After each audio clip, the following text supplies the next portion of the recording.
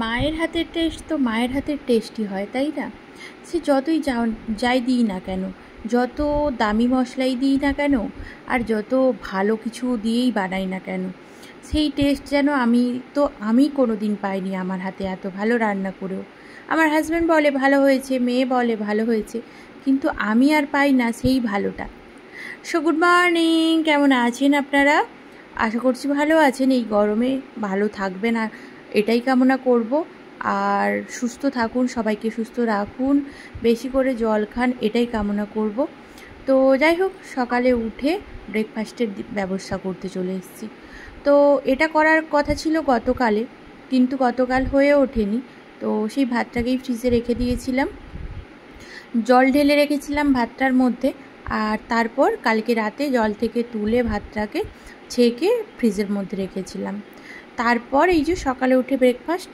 তো এই ভাতটাকে এখন আমি বড় হয়ে বলি ভাজা ভাত, কিন্তু আগে ছোটোবেলায় এটাকে বলতাম কি হলুদ ভাত, যেহেতু হলুদ রঙের হয় সেহেতু হলুদ ভাত বলতাম।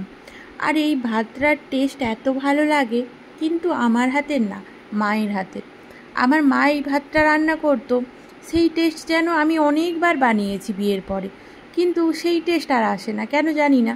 অথচ একই জিনিস দিচ্ছি, একই সব দিচ্ছি, কিন্তু সেই টেস্ট পাই না। তো আর কি করা যায়, সেই টেস্ট না পেলেও কি আর খাবো না? খাবো তো অবশ্যই। সেই টেস্ট আবার মায়ের কাছেই একমাত্র পাওয়া যাবে। তো যাই হোক, ওইদিকে মোটামুটি আমার টিফিন মানে ফার্স্ট টিফিনটা বানানো হয়েছে। আজকে আবার ব্রেকফাস্টে 2 রকমের টিফিন বানানো হবে। একটা তো ভাজা ভাত হয়েই গেল, আর একটা এই যে একটু ময়দা মাখিয়ে রেখেছি। মেয়ে কালকেই বলে রেখেছিল ও একটু লুচি খাবে, ওকে নাকি কতদিন ভালো করে খাওয়ানোই হয় না টিফিন, এটা আমাকে কালকে বলল। তো বলল যে লুচি খাবো, তো ওর জন্যই অল্প একটু ওর মাপে না, ওই একটু বেশি করেই কয়েকটা হবে সেরম মেখেছি। এই যে ময়দাটাকে মেখে রেখে দিয়েছিলাম, তারপর লেচি করে এই যে বেলে নিয়েছি। তো লুচিগুলো করব। আর ওই যে আলু ভেজেছিলাম, মানে ওই ভাজা ভাত করব বলে যে আলুটা ভেজেছিলাম, সেখান থেকেই একটু ভাজা আলু তুলে রেখেছি। তো ওটা দিয়েই মেয়ে খেয়ে নেবে। আর লুচির সঙ্গে আমার আর কিছু লাগে না, আমার ওই শুধু লুচি হলেই হয়ে যায়। যত তরকারি দিক না কেন, আমার ঠিক যেন ওই তরকারি দিয়ে খেয়ে পোষায় না। হয় একটু মিষ্টি চাই, আর না হলে শুধু লুচি, এই হলেই আমার খাওয়া হয়ে যায়। কিন্তু আমার মেয়ের তো হবে না, ওকে ওর জন্য একটু আলু ভাজা রেখে দিয়েছি, ও খেয়ে নেবে। আর হাজব্যান্ড আসুক, দেখি ও আবার কি করে, ও কোনটা খায়। দুটো তো রয়েছে, যেটা খুশি খাবে। তো ও খাবে দুটোই, এখান থেকে একটু নেবে, ওখান থেকে একটু নেবে। তো তো অনেক দিন হলো আমাদের বাড়িতে লুচিও হয় না। সেই শীতটা থাকতে থাকতে মনে হয় হয়েছিল, লাস্ট কবে হয়েছিল সত্যিই ভুলে গেছি, অনেক দিন হয়নি। আর ওর জন্য বাড়িতে ময়দাও সেরম বিশেষ ছিল না, অল্প একটুই ছিল, সেখান থেকেই একটু কয়েকটা বানিয়েছি। তো এরম ফুলকো ফুলকো লুচি ভাজতে না আমার বেশ ভালো লাগে।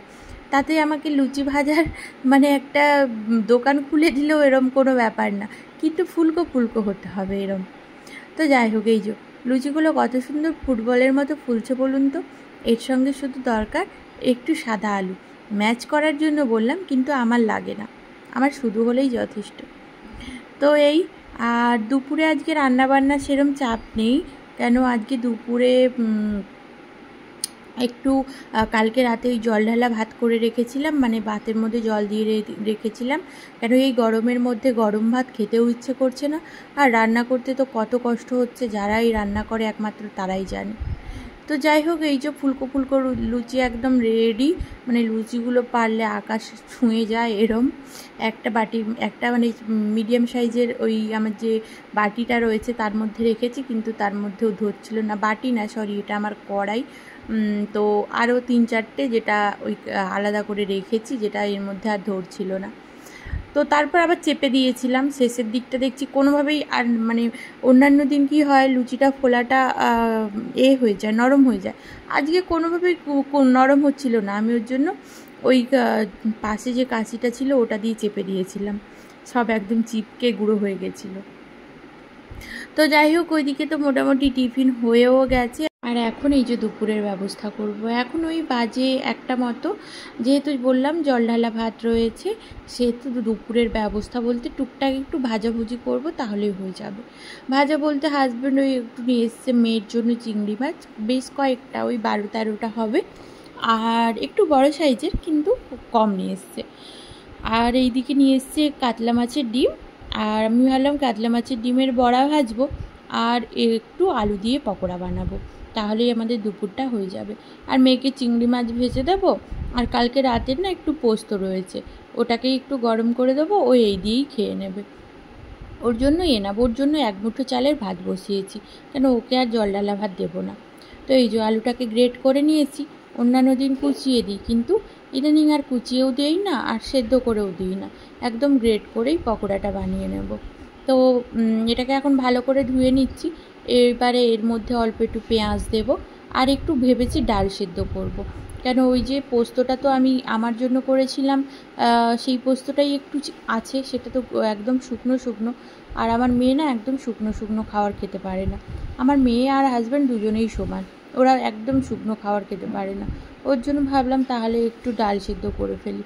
তো ওর জন্য একটু গায়ে ওই গা মাখা মাখা করে ডাল সেদ্ধ করব, যেটা আমি আর হাজব্যান্ড একটু পেঁয়াজ আর কাঁচা লঙ্কা দিয়ে মাখবো, আর ওকে তো সেদ্ধটাই মাখিয়ে খাওয়াবো। তো এই আর কি বলবো, এই যে কলের জল, এই কলের জলে হাত দেওয়াই যাচ্ছে না, মানে কন্টিনিউ এই কলের জলটাকে চালিয়ে রাখতে হচ্ছে, তবে গিয়ে একটু হাতে মানে হাতটা দেওয়া যাচ্ছে। ওর জন্যই আমি কলটাকে খুলে রেখেছি সাইডে, নাহলে হাত দেওয়া যায় না। বিশ্বাস করুন, সকাল 9টার পর মানে 7:30 পৌনে 8টা থেকেই জলটা গরম হওয়া শুরু করে, আর আমার না ফার্স্টে কিচেনেই রোদরা লাগে, প্রায় ওই 12টা 12:30 পর্যন্ত কিচেনের দিকটা রোদ থাকে, আর তারপর ওই আমার কমন প্লেসের ওই দিকটা রোদটা গড়ে যায়, কিন্তু জল তো কন্টিনিউ গরম থাকে। কিচেনের জলটা মোটামুটি এদিকে যেমন তাড়াতাড়ি গরম হয়, তেমন ওইদিকে 6টা 6:30 7টার মধ্যে ঠান্ডা হয়ে যায়, কিন্তু বাথরুমের যে জলটা ওটা একদম রাত 10টা 11টা পর্যন্তও গরমই থাকে, খুব একটা যে ঠান্ডা হয় সেরম না। তো যাই হোক, এদিকে আলুটাকে গ্রেট করে ধুয়ে নিয়েছি, আর একটু পেঁয়াজ আর কাঁচা লঙ্কা কুচিয়ে দিয়েছি, আর তার মধ্যে দিলাম অল্প একটু বেসন আর একটু চালের গুঁড়ো, আর ওইদিকে ওই বড় ডাব্বাটায় চালের গুঁড়োই রয়েছে। অ্যাকচুয়ালি আমার শাশুড়ি মাকে বলেছিলাম চালের গুঁড়ো অল্প একটু পাঠানোর জন্য, তো উনি আমাকে যা পাঠিয়েছে প্রায় মনে হয় কি বলবো আর, 5 বছর 6 বছরের জন্য পাঠিয়ে দিয়েছে, মানে বছর খানেকের জন্য একদম পাঠিয়ে দিয়েছে, বলেছে আর চাইবি না, এরকম একটা ব্যাপার। তো যাই হোক, এইদিকে পকোড়াটা ভালো করে মাখিয়ে নিয়েছি, আর পকোড়ার মধ্যে কিন্তু একটু জল দিতে লাগেনি, কেন আলুর মধ্যে যেটুকু যা জল ছিল সেটুকু দিয়েই হয়ে গেছে। এই যে ভালো করে এগুলো এখন ভেজে নেব, আর ডিমের বড়াটা এখন ভাজবো না, ওটা খাওয়ার জাস্ট আগেটা ভেজে তারপর খেতে বসবো, নাহলে ঠান্ডা হয়ে গেলে আর ভালো লাগবে না। সো গুড ইভিনিং, ব্যাক করলাম একদম সন্ধেবেলায়, সারাদিন খাওয়া দাওয়া রেস্ট সব কিছুই হলো। এখন মেয়েকে নিয়ে যাব খেলাতে, আজকে মঙ্গলবার ওর খেলা রয়েছে, তো এখন বেরোবো, আর বেশি লেট করব না। আর আজকে আমি আমিও যাব, কিন্তু আমি স্কুটি নিয়ে যাব না, কেন আমার হাতটা আজকে প্রচণ্ড ব্যথা, কেন ব্যথা জানি না, কিন্তু স্কুটি চালাতে পারবো না এটুকুই জানি। তো যাই হোক, চলুন, হাজব্যান্ডও চলে এসছে নিচে, এখন বেরোই। আজকের মতো ব্লগটা এখানেই এন্ড করছি, আর বড় করছি না। তো যদি ভালো লেগে থাকে অবশ্যই এটা লাইক শেয়ার অ্যান্ড সাবস্ক্রাইব করে দেবেন, আর কেমন লাগলো অবশ্যই কমেন্ট করে জানাবেন। আজকের মতো টাটা, গুড নাইট, সবাই ভালো থাকবেন।